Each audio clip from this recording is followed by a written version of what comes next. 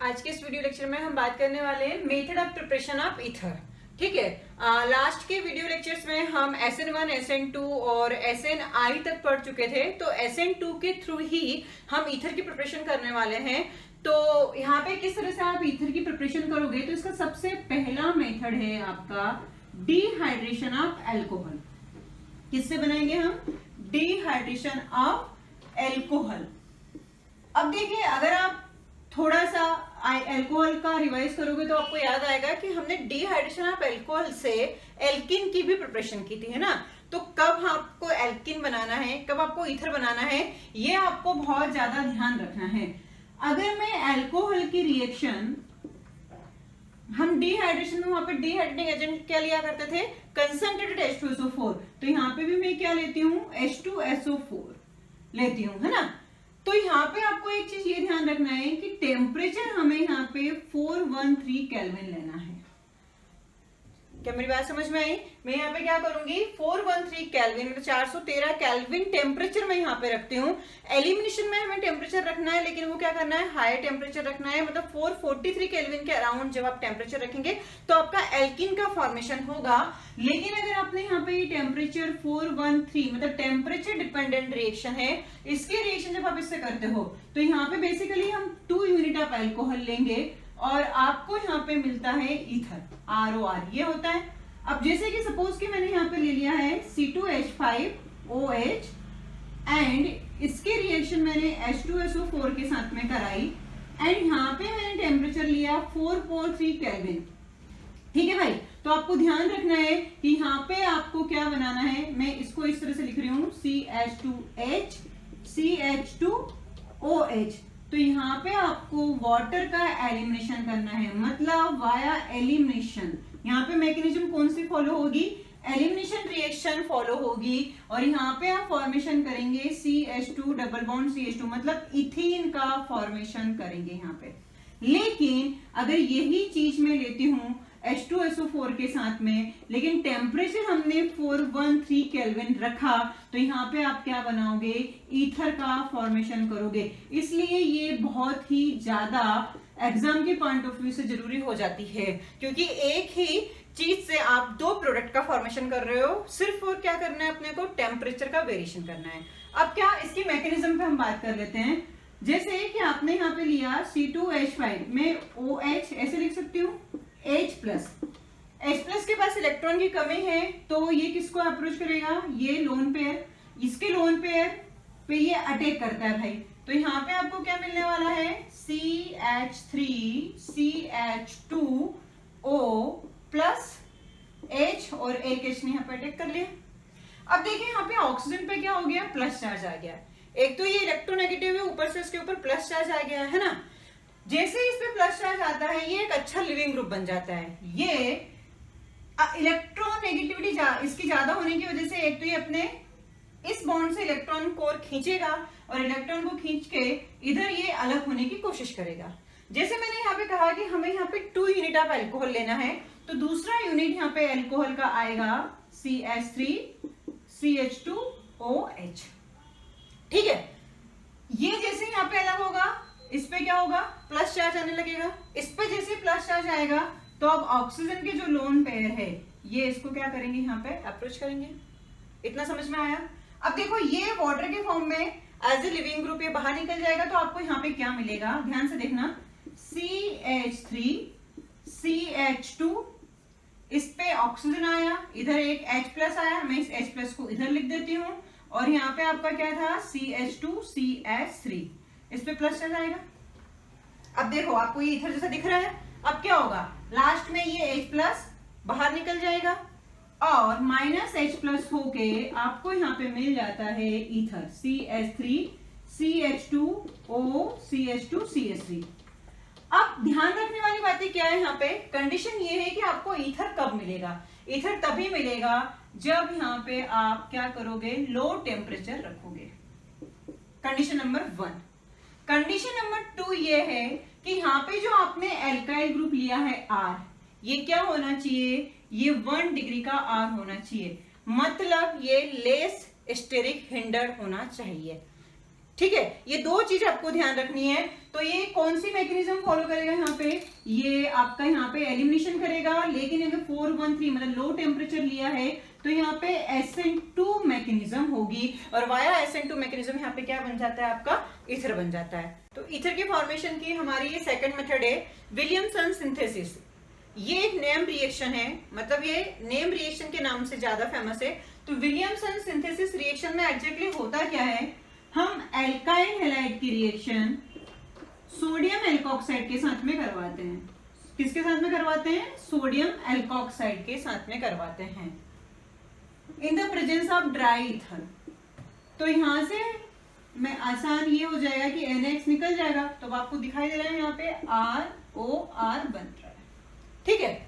अब देखिए minus NaX यहाँ पे हुआ, तो अगेन यहाँ पे कंडीशन क्या है, ये जो आपने एल्काइल हैलाइड लिया है, ये एल्काइल हैलाइड आपका क्या होना चाहिए, 1 डिग्री का होना चाहिए, मतलब लेस स्टेरिक हैंडेड होना चाहिए।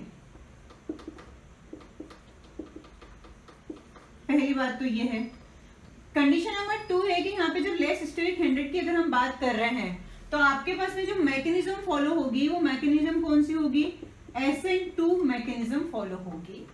एंड जो प्रोडक्ट बनेगा, अगर SN2 हो रहा है तो यहाँ पे इन्वर्जन कैन टेक्स प्लेस, ठीक है ना, 100% इन्वर्जन यहाँ पे होगा। ये 2-3 चीजें आपको विलियमसन सिंथेसिस के रिगार्डिंग याद रखनी है। अब अगर आप ये बोलते हो कि मैंने यहाँ पे 1 डिग्री एल्काइल हैलाइड की जगह सपोज कि हमने टर्शरी या सेकेंडरी ले लिया, तो क्या होना है, तो पहले हम इसको पहले 1 डिग्री के साथ में रिएक्शन करवाते हैं, फिर हम इससे बात करेंगे 3 डिग्री एल्काइल हैलाइड के साथ में ये क्या प्रोडक्ट देगा। तो जैसे कि अगर मैंने यहाँ पे लिया है CH3CH2Cl प्लस NaOR, अब ये जो है बेस या न्यूक्लियोफाइल, ये हम बल्कि ले सकते हैं। जैसे कि यहाँ पे मैंने लिया NaOCCC, आपने यहाँ पे बल्कि बेस ले सकते हो। तो यहाँ पे आपका क्या हो जाएगा, NaCl बाहर निकल जाएगा, क्योंकि यहाँ पे क्या होगा, Cl पे माइनस चार्ज आएगा, यहाँ पे प्लस चार्ज आएगा। जैसे यहाँ पे प्लस चार्ज आएगा, ऑक्सीजन के लोन पेयर यहाँ पे क्या करेंगे, अप्रोच कर देंगे।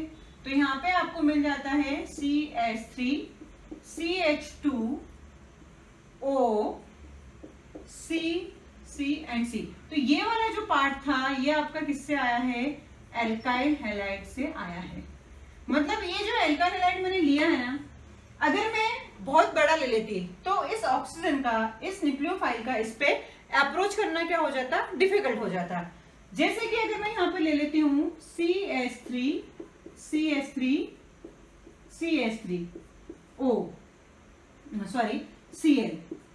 एंड यहाँ पे आपने ले लिया है NaOCH3 सपोज ले लिया है ना, तो होगा क्या कि यहां से आपके पास में जो न्यूक्लियोफाइल का अटैक है, ये Cl के इलेक्ट्रॉन क्लाउड इसको हिंडर करेंगे, ये बैक साइड से भी अटैक नहीं कर पाएगा, इसलिए आपका SN2 मैकेनिज्म तो यहाँ पे नहीं होगा।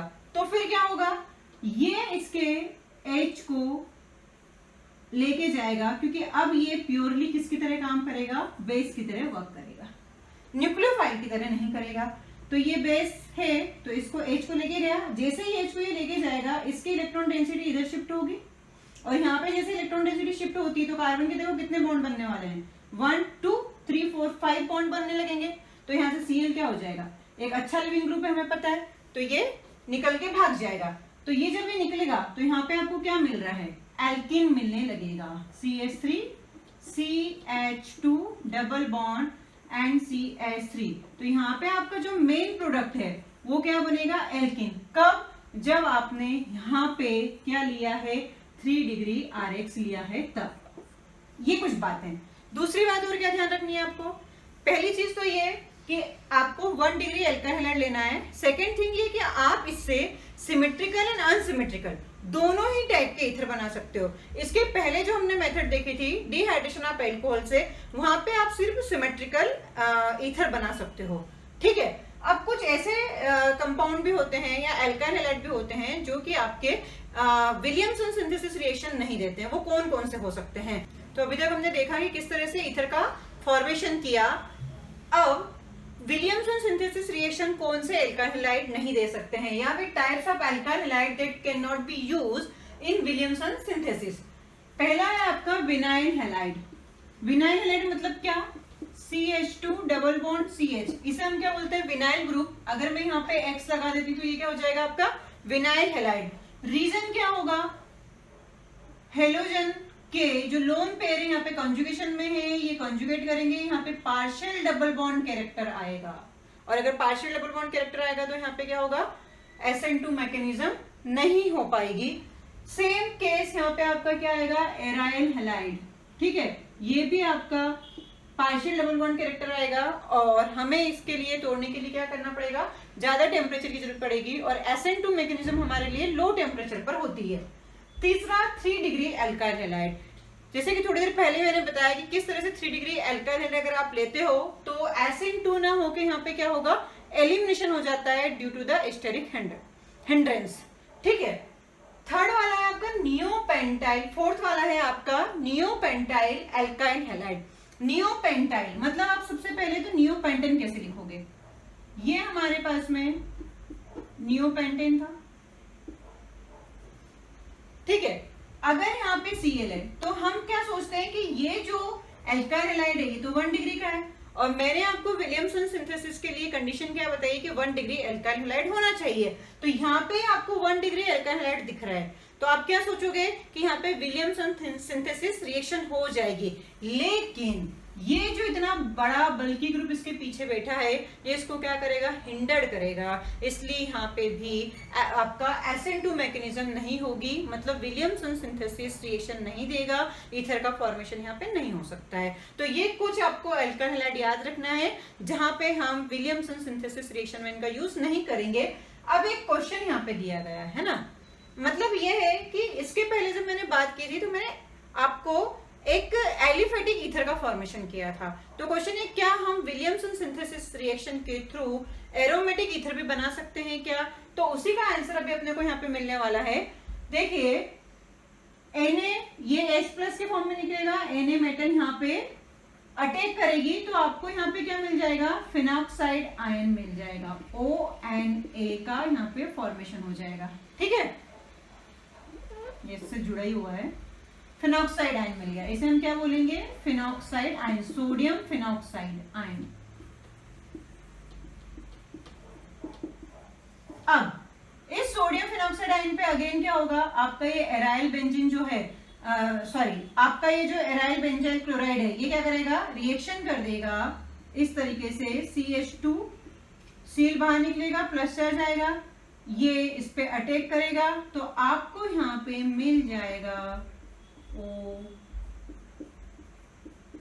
Diphenyl ether.